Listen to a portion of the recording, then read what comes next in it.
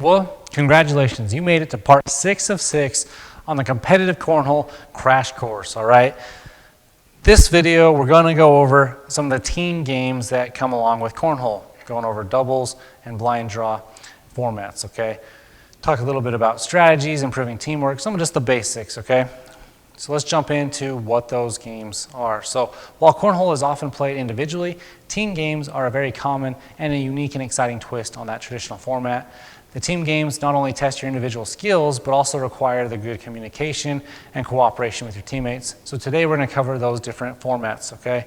So here with doubles, we got 2 teams of 2 players, okay? Each team is on, I'm going to use these mini boards to show you. That might make it a little easier. So team A would be on this side, here and here, and team B is on this side. So if I'm on team A, my opponent is next to me, and then you basically play a one-on-one game for a 1 round. Each throw 1 bag down, play as normal. The bags get scored as normal and add to the scoreboard. Once it's down there, your teammate and their teammate does the same thing back.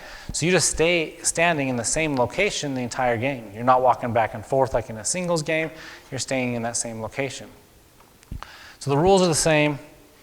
There's nothing really unique you need to know about in terms of the rules or how to play, other than you need to recognize your teammate's going to have different strengths and weaknesses.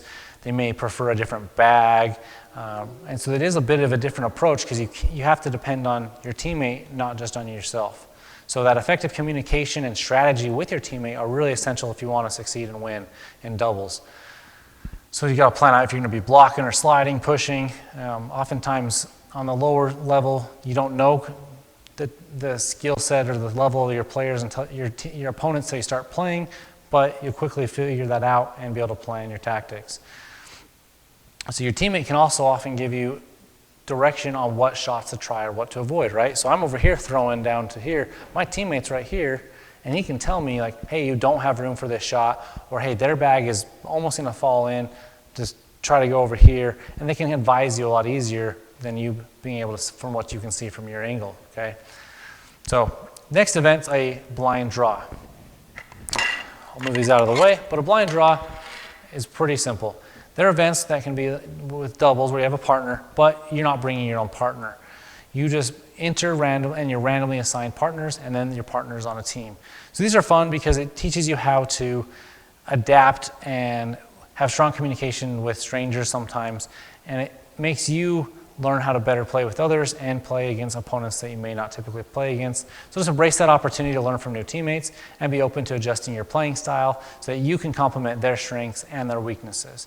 Adaptability in cornhole is huge because the more different scenarios you're playing in, the more you're going to be ready for in the future.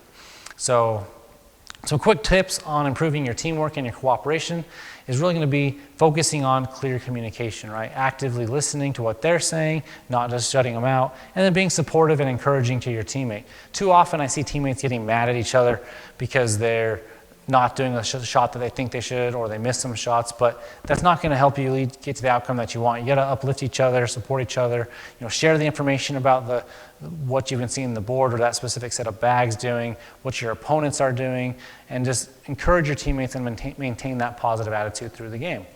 Some other strategies for succeeding in these team-based cornhole competitions, not just blind draws, but doubles, and also there's quads and crew cup and other games that you'll learn in the future. But to succeed in these team-based cornhole games, you got to develop a strong individual skill set and then practice regularly with your teammates.